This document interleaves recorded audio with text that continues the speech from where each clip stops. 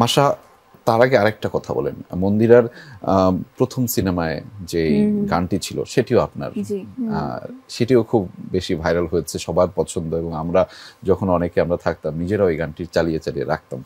আবার একটি গান গেলেন, সেটিও মোটামুটি খুবই ভালো লাগলো, খুবই স্বাচ্ছন্দ্যে, এত সফট টিউনিং, এত দুর্দান্ত লাগে শুনতে। মানে আপনি কি ওনার জন্যই গান গান? আই এম সো গ্ল্যাড যে আমরা ওর দুটো মুভিতেই আমার গান গাওয়া হয়েছে। আমরা কথা বলছিলাম কাজল রেখাতে আমাদের কথা হয়েছিল, তারপর নীলচক্রের প্রিমিয়ারে কথা বলছিলাম, যে মন্দিরা বলছিলেন যে শি ইজ সো হ্যাপি যে আমি দুইটা তার সিনেমা হয়েছে, দুটো সিনেমাতেই আমার গান।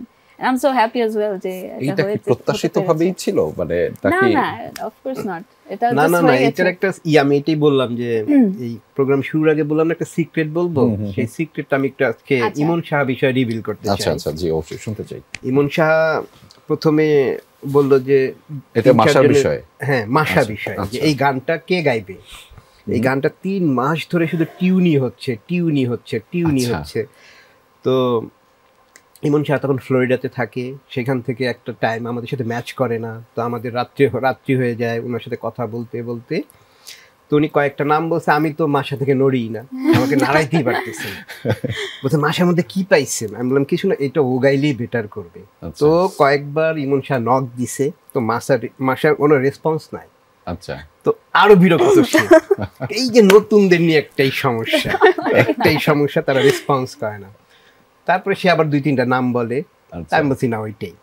তা আমার প্রডিউসার আমার সাথে একমত ছিল যে না মাশাই করবে। তো ফাইনালি রেকর্ডিং এর দিন মাশা গিয়ে বের হয়েছে, ফাইনালি রাত্রি ইমন শাহ আমাকে ফোন দিছে, ভাই মাশা কি গাইলো।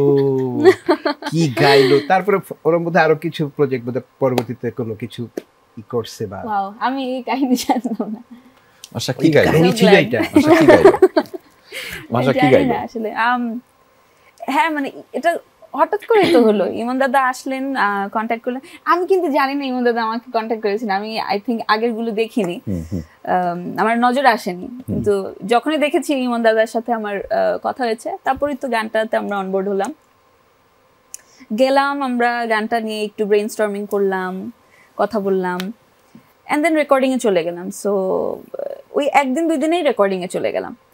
এই এমন কি হয় যে গানটার জন্য অপেক্ষা করছিলাম, কারণ গানটা 1.5 বছর আগে আমরা রেকর্ড করেছিলাম। আচ্ছা, so we were like waiting যে আচ্ছা কখন বের হবে গানটা। সো এই ঈদে বের হলো। সো তাহলে একটা প্রত্যাশা ছিল। অ্যাড করি আমি একটু ছোট্ট, জি এটা হচ্ছে যে তারপর ইমনের গানের পরে ইমন সাহা বলতো যে মিঠু ভাই আমি 300-400 গান সিনেমার গান করছি, 300-400 ফিল্মে, তো সব গান থেকে যায় না, এই গানটা থেকে যাবে একদম বলছে আর কি। তারপর ফাইনালি আসলে যেই শুনে মাশার কাছ থেকে মাশা, আপনি বলছিলেন যে অপেক্ষা করছিলেন, তার মনে একটা প্রত্যাশা ছিল যে কখন আসবে এই গানটা নিয়ে।